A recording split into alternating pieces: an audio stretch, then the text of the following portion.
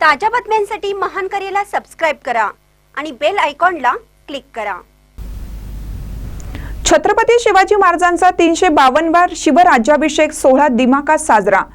छत्रपती शिवाजी महाराजांचा 352वा शिवराज्याभिषेक सोहळा आज दुर्गराज रायगडवर संपन्न झाला।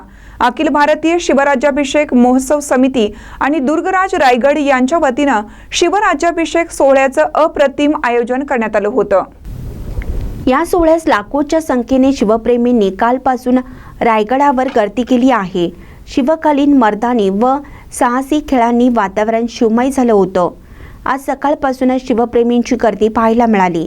सालाबादप्रमाणे छत्रपती युवराज संभाजीराजे व छत्रपती शहाजीराजे यांच्या हस्ते शिवपूजन दुग्धाभिषेक करण्यात आला। यावेळी महाराष्ट्रातील शाहिरांनी पोवाडे सादरीकरण करून वातावरण निर्मिती केली। यावेळी घोषणांनी किल्ले रायगड तणावून निघाला। किल्ले रायगडावर मराठा आंदोलक मनोज जरांगे पाटील व देशमुख कुटुंब हे देखील छत्रपती शिवरायांच्या चरणी नतमस्तक झालं।